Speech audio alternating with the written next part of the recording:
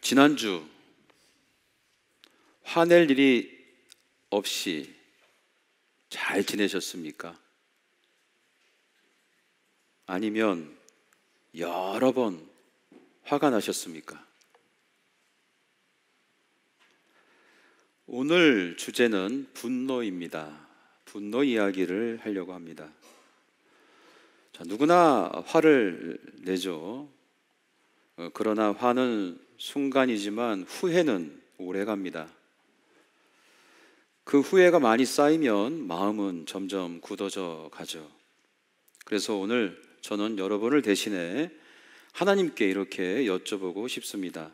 하나님, 분노를 어떻게 다스릴 수 있을까요? 자, 이 질문에 대해서 하나님의 답을 오늘 본문을 통해 보고자 합니다. 큰아들은 밭에서 하루 종일 일하고 돌아왔습니다. 그런데 멀리서 낯선 소리가 들립니다.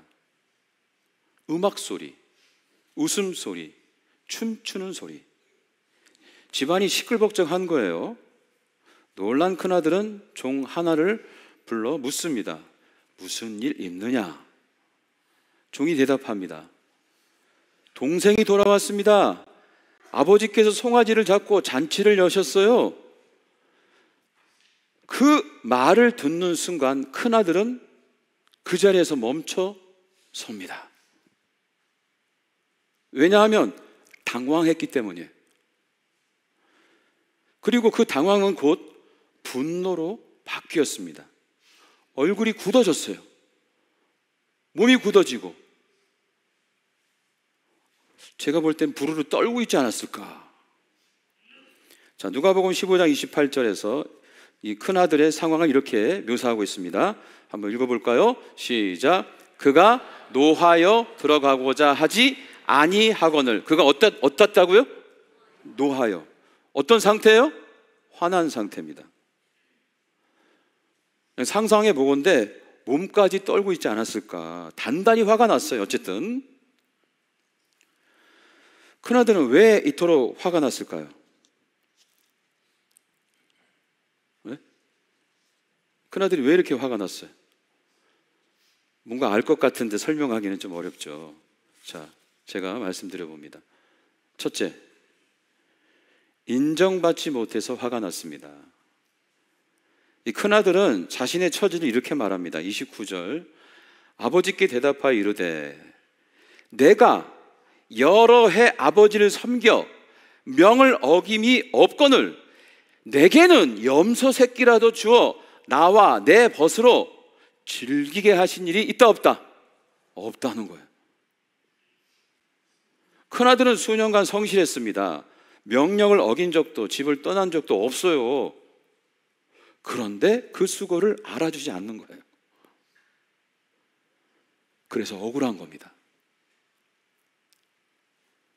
동생을 위해 잔치가 열렸다는 말을 듣고 그 억울함이 증폭됐어요. 그렇습니다. 사람은 인정받지 못하면 화가 나는 거예요. 자신의 진심이 무시당했다고 느껴지면 분노가 올라옵니다. 둘째, 큰아들이 화가 난 이유. 공평하지 않다고 생각되어 화가 났습니다. 공평하지 않다고 생각된 거예요. 30절을 보겠습니다. 아버지의 살림을 창녀들과 함께 삼켜버린 이 아들이 돌아오매 이를 위하여 살진 송아지를 잡으셨나이다. 자기는 염소 새끼 한 마리 안 잡았는데 동생은 다 잃어버린 동생에게 왜 상을 이렇게 주는 거지? 서운함이 걷잡을 수 없이 몰려오는 거예요. 섭섭함이. 공평하지 않다고 생각되어 막 섭섭함이, 서운함이 몰려오는 거예요. 그렇습니다. 사람은 공평하지 않다고 느끼면 분노가 나요. 화가 납니다. 그 분노는 단순한 감정이 아니라 나는 가치 없는 존재가 된 것 같다라는 상처가 되는 거예요.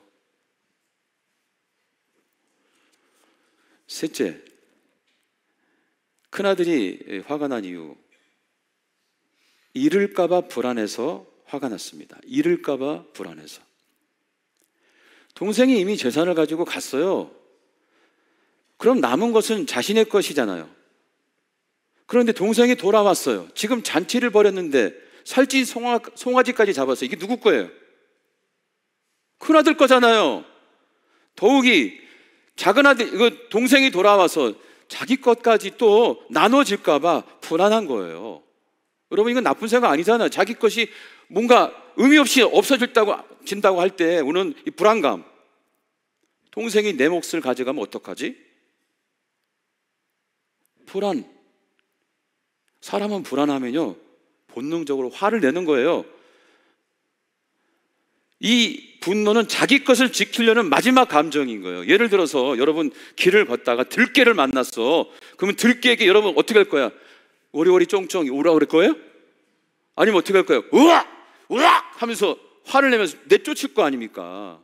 자기 본능의 분노는 나를 지키려는, 생존을 위해서. 결국 이 큰아들이 분노한 이유는 세 가지입니다. 인정받지 못해 억울했고, 공평하지 않아 서운했고, 잃을까봐 불안했어요. 이 세 감정, 이것이 쌓이고 뭉쳐서 분노라는 하나의 감정으로 폭발하고 표현된 거예요. 여러분, 분노는요, 더 밑에 핵심적인 감정들이 있는 거예요. 자, 그러면 여러분, 큰아들의 이런 모습에 대해서 아버지는 어떻게 반응하셨을까? 이것도 중요합니다. 왜냐하면 이 비유의 아버지는 하나님이시잖아요. 하나님이 분노에 쌓여져 있는, 화가 나 있는, 불공평하다고 화내고 있고, 억울하다고 화내고 있고, 불안해서 화를 내는 우리들을 향해서 하나님은 어떤 반응을 보이실까? 중요하지 않습니까? 만약에 하나님께서 우리에게 오셔가지고, 야, 화내지 마. 화내는 건 잘못이야. 너는 목사인데 참아야지. 화내면 미성숙한 거야. 화내면 믿음이 약한 거야. 하면 저는 조금 섭섭하실 것 같아. 다행히도 우리 하나님께서 다르게 반응하셔요. 얼마나 감사한지 몰라요. 28절을 같이 읽어보겠습니다. 28절. 그가 노하여 들어가고자 하지 아니하거늘 아버지가 나와서 권한대. 아멘. 따라서 합시다. 아버지가 나와서 권한대. 아버지가 나와서 권한대. 저는 이 말씀이 너무 은혜로워요. 지금 큰아들이 노하여 들어가서 못하고 벌벌 떨고 있잖아요. 이 모습을 아버지가 보고 와서 찾아오셨어요. 첫 번째 반응이에요. 이게 우리 하나님 아버지가 화나 있는 우리를 그냥 두지 않으시고 찾아오시는 거예요. 그리고 와서 하시는 말씀이, 야, 형인데 참아야지가 아니라 그렇게 꾸짖지 않고 그냥 조용히 큰아들과 함께 옆에 있어줍니다.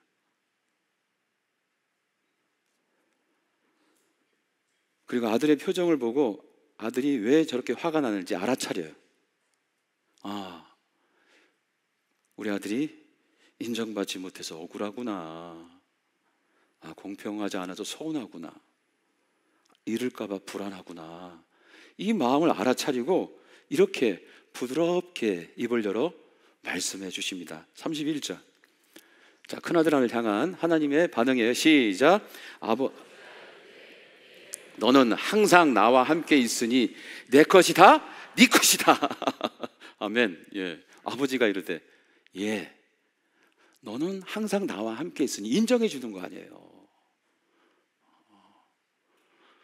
그리고 내 것이다, 내 것이다. 이건 뭐예요?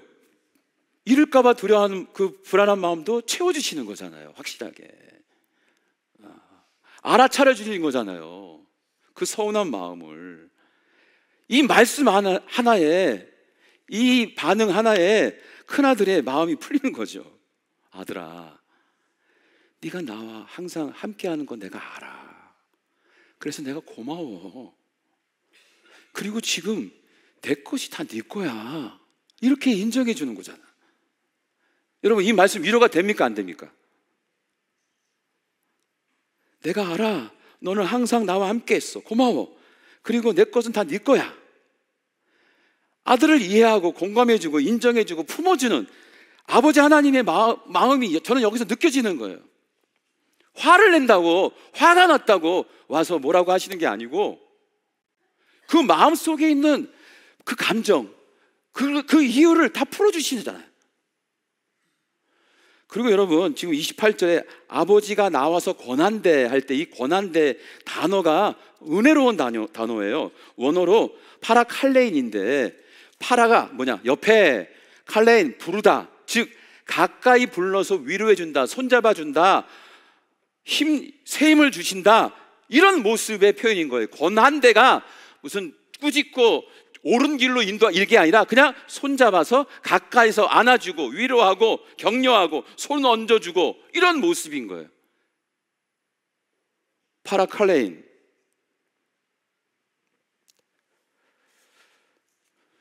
여러분 혹시 하나님께 서운하신 분이 있습니까? 기도하는데 뭐 아무 반응도 없고 열심히 했는데 아무도 뭐 알아주지 않고, 그때 하나님이 이렇게 반응하시는 거예요. 얘야, 너는 항상 나와 함께 있지 않니? 내 것이 다 네 거야. 오늘은 우리 교인들이 참 겸손의 마음으로 말씀을 듣는 것 같습니다. 내 것이 다 네 거야 라고 주님이 말씀하시면 아멘 안 나오나요? 네? 여러분들 상속자로 세워주시는 주님의 이 계시가 다시 한번 선포해 봅니다. 내게 아니, 제 건 별로 없으니까 저를 상상하지 마시고, 하나님 내 것이다, 내 것이다. 성가대는 받을 자격이 있어. 내 것이다, 네 것이다. 우리 성도님들, 내 것이다, 네 것이다. 내 것이다, 네 것이다. 예.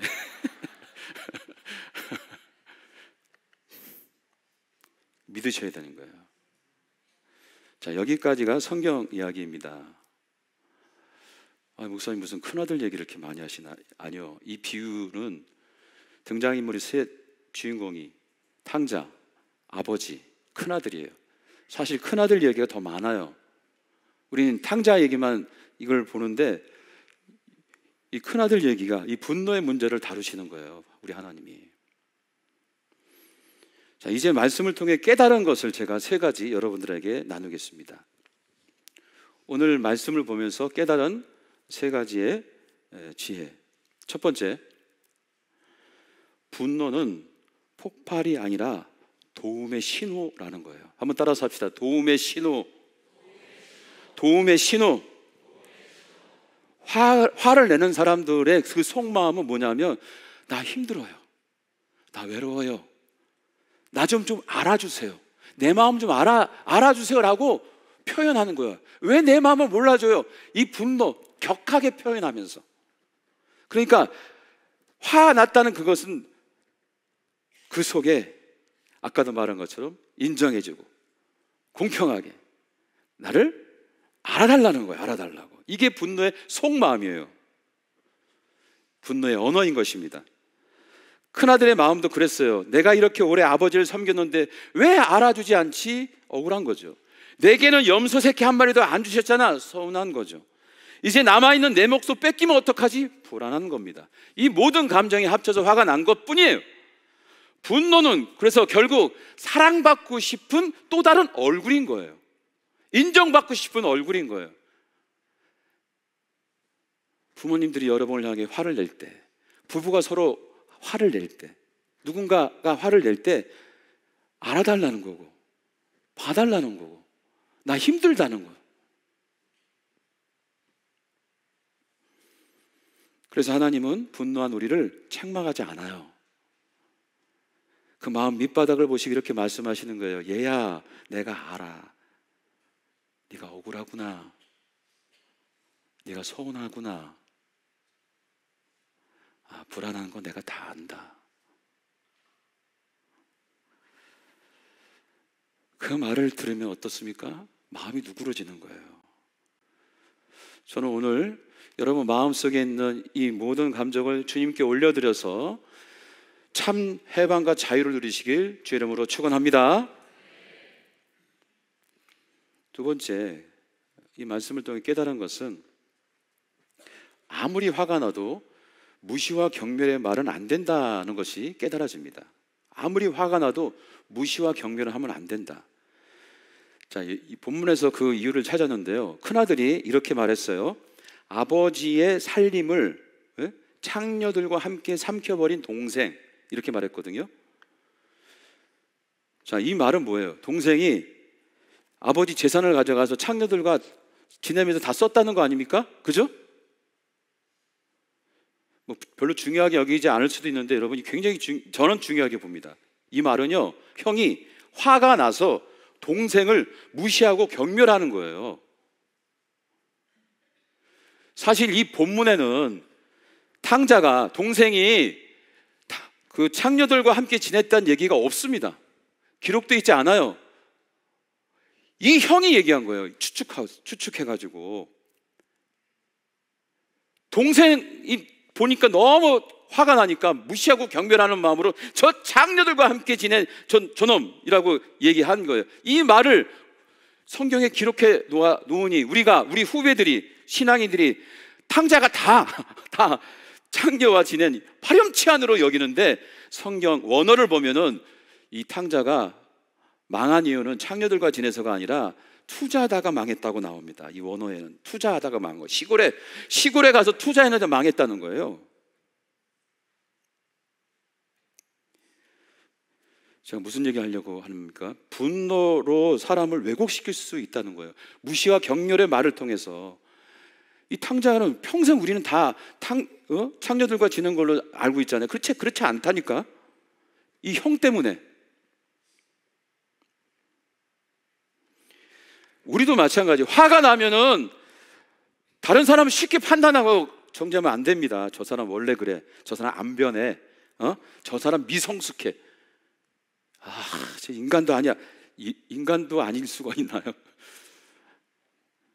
이렇게 하지 말라는 거예요. 예수님 말씀하십니다. 마태복음 5장 22절.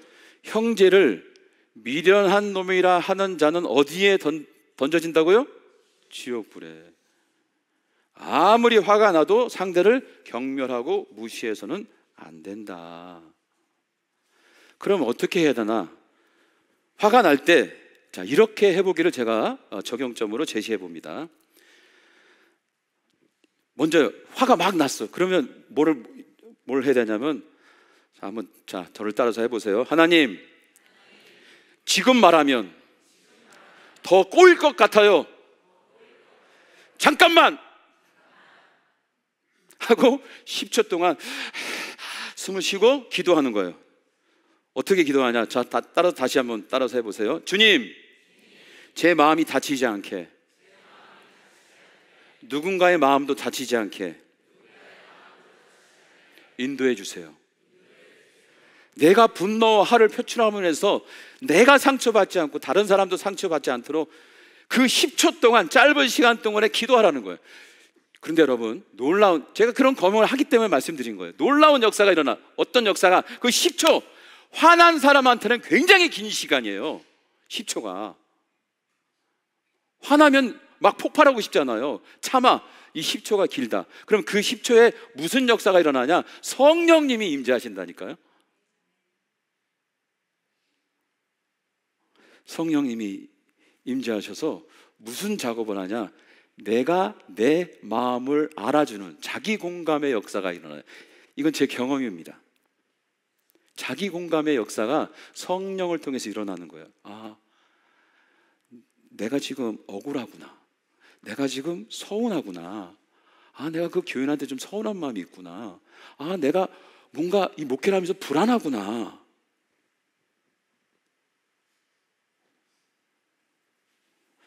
이렇게 누가 먼저 알아줘야 되냐면 내가 먼저 알아줘야 되는 거예요. 내 마음을 누가 알아줘요? 내가 모르는데. 10초 동안 하나님께 이런 기도를 드리는 순간 성령이 나를 알아차리고 나를 인정하도록 주님께서 작동하시는 거예요. 역사하시는 거예요. 그러면 누그러져요. 내가 많이 힘들었구나. 내가 억울했구나. 내가 마음이 아팠구나. 내가 서운하네, 불안하구나, 그러니까 화를 내요.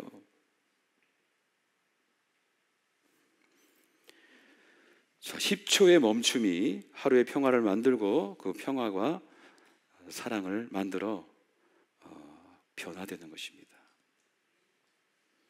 자, 세 번째, 큰아들이 밖에 서 있을 때 아버지는 직접 나와서 그를 품었어요. 얘야, 너는 항상 나와 함께 있지 않냐, 내 것이 다 네 것이다, 이렇게 말씀해 주시잖아요. 자, 이것은 단순한 위로를 넘어서 관계 회복을 선언하는 거예요. 관계 회복.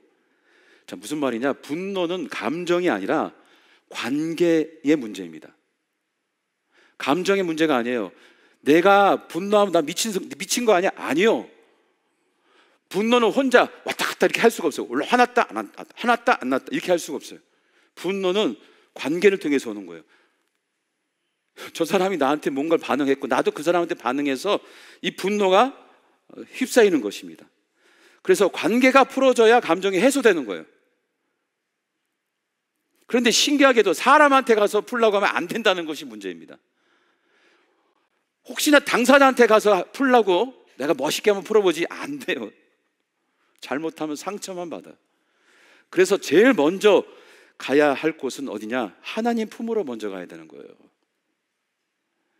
사람한테 가는, 내가 힘도 없고 내가 여전히 분노에 사로잡혔는데 사람한테, 당사자한테 가면은 더 어려워집니다. 제일 먼저 주님의 품에 가는 거예요. 주님의 품에 안기는 거예요. 주님은 여러분을 향해 늘 말씀하십니다. 너의 분노를 내가 품어줄게. 내가 너의 억울함을 알아줄게. 짊어질게. 내가 너를 지켜줄게. 이런 말씀하시는 거예요. 수고하고 무거운 짐진 자들아 다 내게로 와라. 내가 너를 쉬게 한다. 이것도 다 포함되는 거예요. 제일 먼저 우리가 화가 날 때 어디를 가야 되냐? 주님 품으로 가야 합니다. 그러면 주님의 품이 어디냐? 십자가예요. 십자가. 하나님은 우리의 분노를 외면하지 않으시고 그 분노의 무게를 지시기 위해서 십자가를 지신 겁니다. 그래서 십자가는 세상을 향해 하나님께서 분노해가지고 분노의 표출로 야 내가 죽는다 이렇게 한 게 아니고요. 여러분, 이 십자가는 바로 두 팔 벌려 우리를 안아주는 하나님의 사랑인 거예요. 예수님의 사랑. 그래서 주님 품에 가야 되는 거예요. 주님 품에 참 안식처요, 주님 품이 참 피난처인 줄 믿습니다. 주님 품으로 가야 돼요. 1번 주님 품. 그래서 우리 주님은 언제나 두 팔 벌려 오늘 이 아버지처럼 우리를 찾아와서 두 팔 벌려 우리 안아주려고 하는데 가서 안겨야죠.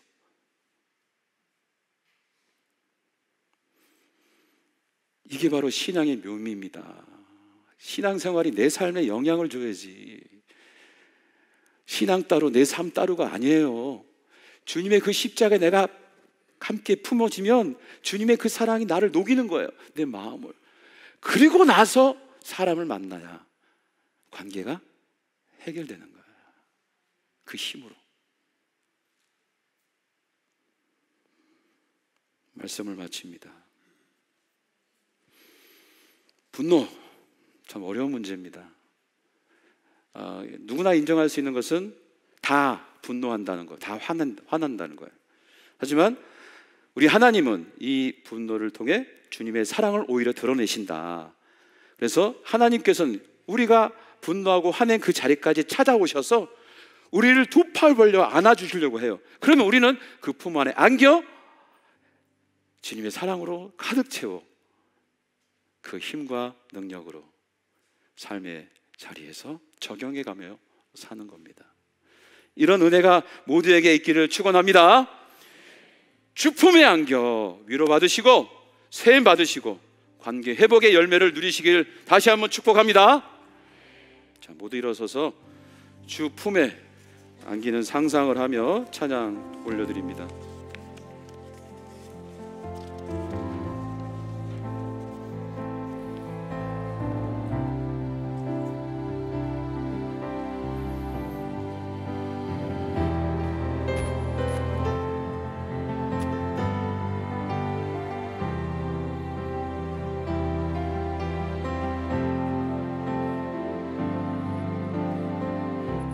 아멘.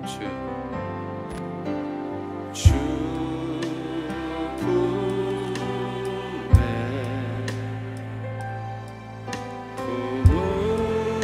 품으소서.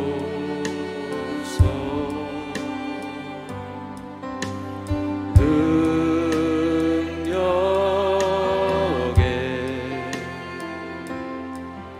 발로 덮으소서. 거친 파도 날 향해 와도 주와 함께 날아오르리.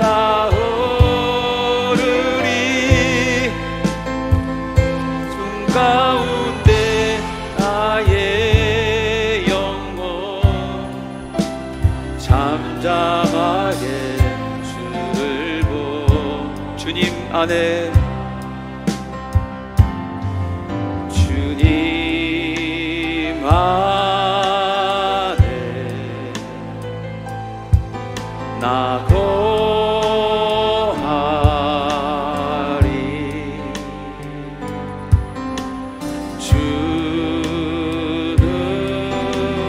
주는요 나 잠잠히 믿네. 거친 파도 날 향해 와도 주와 함께 날아오르리. 폭풍 가운데 나의 영혼 잠잠하게. 다시 한번 고백합시다. 주님 품에 안기길 원합니다. 주 품에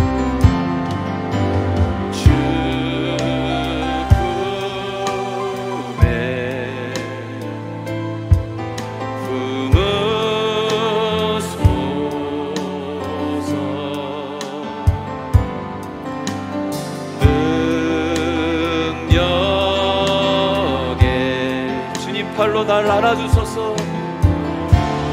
높은 아멘 아멘. 거친 파도 날 향해 와도 주와 함께 날아오르리. 폭풍 가운데 나의 영혼 잠잠하게 주를 보. 다시 한번 불러봅시다. 주님 안에 거하기를 원합니다. 주님 안에 나 거하리.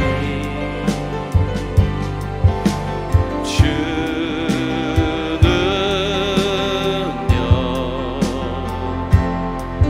나 잠잠히 믿네. 거친 파도 날 향해 와도 주와 함께 날아오르리. 폭풍 가운데 나의 영혼 잠잠하게. 한 번 더 불러봅시다. 거친 파도 날 향해 와도 거친 파도 날 향해 와도 주와 함께 날아오르리. 폭풍 가운데 나의 영혼 잠잠하게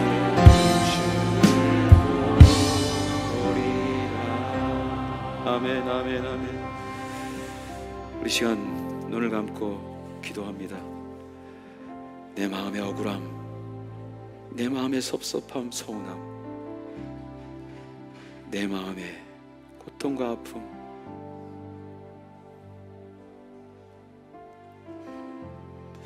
모든 것 주님 품에 다 내려놓습니다. 주님의 그 두 팔, 그 십자가로 활짝 펼쳐진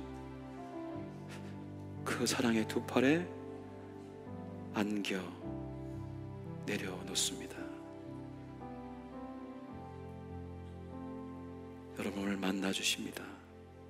파라칼레인 옆에서 불러 위로하시고 격려하시고 힘을 주시고 안아주시고 쉬게 하시고 자유케 하십니다. 주님, 그 은혜의 자리, 기도의 자리 함께 나아갑니다.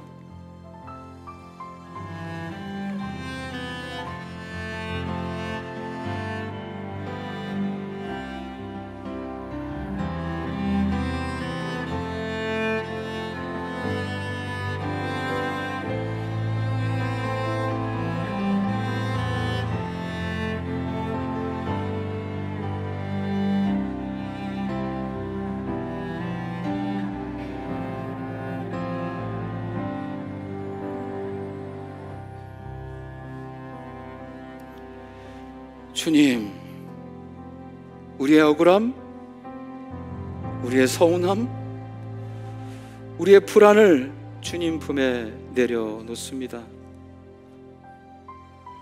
그 십자가의 사랑으로 우리 모두의 마음을 치유하여 주시옵소서. 참 자유를 누리게 하여 주시옵소서. 참 평안과 쉼을 누리게 하여 주시옵소서. 분노에 사로잡혀 살지 않고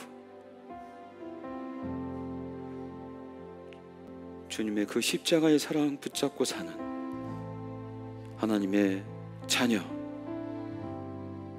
다 내 것이라고 말씀하신 그 믿음을 가지고 사는 하나님의 상속자 될 줄 믿습니다.